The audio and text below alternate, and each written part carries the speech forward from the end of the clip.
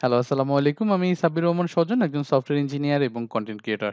Microsoft ওয়ার্ডের premium কোর্সের আজকের এই ভিডিওতে আপনাদেরকে স্বাগতম। আজকে মাইক্রোসফট ওয়ার্ডের খুবই গুরুত্বপূর্ণ একটা জিনিস নিয়ে আলোচনা করব। সেটা হচ্ছে কিভাবে আপনি আ ইকুয়েশন এই টুলসটাকে ইউজ করতে পারেন। মানে আপনার যখন বিভিন্ন ধরনের জটিল ইকুয়েশন মানে আ লেখার দরকার পড়বে তখন কিভাবে আপনি এই ইকুয়েশন গুলা লিখতে পারবেন সেগুলা আজকে আমি দেখাবো মাইক্রোসফট ওয়ার্ডের মাধ্যমে। তো আমি সরাসরি একটা ব্ল্যাংক ডকুমেন্টে চলে আসলাম। ব্ল্যাংক ডকুমেন্টে আসার পরে মনে করেন এখন কিছুই নাই। আমার একটা ব্ল্যাংক ডকুমেন্ট। আমি এখানে কিছু ইকুয়েশনের কাজ করব। সো ইকুয়েশন গুলো আগে দেখে নেন কিভাবে কাজ হয়। ইনসার্ট এ চলে যাবেন। ইনসার্ট থেকে এই যে ডান পাশে দেখেন ইকুয়েশন নামে একটা অপশন আছে।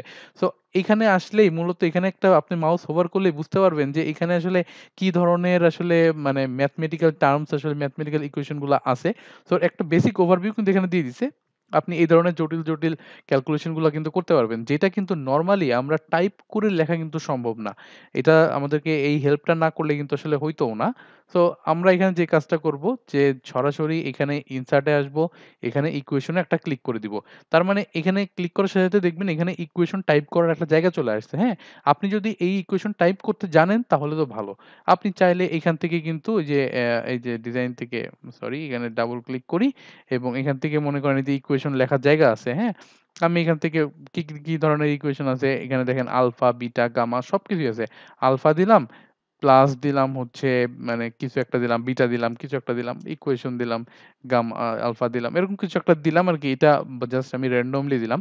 তো এরকম করেও আপনি চাইলে এই যে দেখেন এই সিম্বল গুলা কিন্তু নরমালি আপনি ইউজ করতে পারতেন না। এই ম্যাথমেটিক্যাল টার্ম গুলো আপনার আ এই সরাসরি ইউজ করা যায় না। ইকুয়েশন আবার দিলাম। এখান থেকে মনে করেন এখানে বিভিন্ন ধরনের ফাংশন আছে। এই ফাংশন কি? এই যে dx by dy, delta y by del x এগুলা কিন্তু সবকিছু আছে। তো ইকুয়ালস টু কিছু একটা যদি আপনি লিখতে চান সেগুলা কিন্তু লিখতে পারবেন।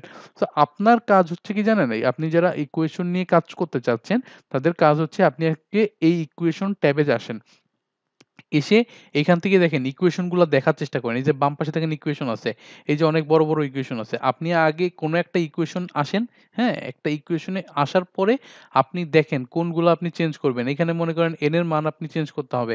n এর মান আপনি ৪ দিলেন। এখানে k এর মান আপনাকে চেঞ্জ করতে হবে। k এর মান আপনি ৭ দিলেন। উপরে n এর মান আমি চেঞ্জ করে হয়তো ১ দিলাম, নিচে দিলাম k = 0 দিলাম। আবার এখানে k এর মান যদি চেঞ্জ করতে হয়, x এর মান যদি আ চেঞ্জ করতে হয়। সো এই যে মানগুলা যেমন আমি চেঞ্জ করতে পারতেছি নিজের মতো করে, এই যে নিজের মতো করে চেঞ্জ করতে পারতেছি। সো তখন কিন্তু আপনি চাইলে এরকম করে সুন্দর করে ইকুয়েশন যেগুলা আছে, ইকুয়েশন গুলা কিন্তু আপনি লিখতে পারবেন ম্যাথমেটিক্স এর ক্ষেত্রে। আরো আছে দেখেন এখানে আরো অনেক ধরনের ইকুয়েশন আছে। আমি নিচের লাইনে যাই, আবার ইনসার্ট এ যাই, ইকুয়েশন এ যাই। ইকুয়েশন দেখেন এখানে কত ধরনের ইকুয়েশন বাই ডিফল্ট দেওয়া আছে। আসলে এই বাই ডিফল্ট দেওয়াগুলোই তো আপনাকে ইউজ করতে হবে ব্যাপারটা এরকম না, হ্যাঁ? আপনি চাইলে এই যে এখানেই দেখেন সিম্বল গুলা দেওয়া আছে। এরপরে দেখেন ওখানে ফাংশন দেওয়া আছে। এই ফাংশন যেটা লাগে বা আম এক্সপোনেনশিয়াল থেকে যদি কিছু লাগে x স্কয়ার, তারপরে রেডিক্যাল থেকে যদি কিছু লাগে এই যে এইখানে দেখেন এগুলো দেওয়া আছে। তারপরে আরো অনেক কিছু আছে দেখেন এখানে dx, dy, d থিটা আছে। তারপরে এখানে দেখেন আছে। এখানে অনেক ধরনের কিন্তু ইকুয়েশন গুলা কিন্তু ব্র্যাকেট গুলা দেওয়া আছে। তো আপনার যেই ধরনের সাইন, কস, থিটা যা দরকার পড়ে সবকিছু কিন্তু এখান থেকে পেয়ে যাবেন। তবে আমি একটা জিনিস আপনাকে দেখাই দেই যে ম্যাট্রিক্সও কিন্তু আছে, হ্যাঁ? যারা ম্যাট্রিক্স রিলেটেড কাজ করতে চান তারা এখান থেকে ইনসার্ট এ এসে ইকুয়েশন এ এসে এই যে ম্যাট্রিক্স মনে করেন এই যে একটা ম্যাট্রিক্স এবং এই ম্যাট্রিক্স গুলা কিন্তু আপনি আপনার মতো করে মডিফাই করতে পারবেন।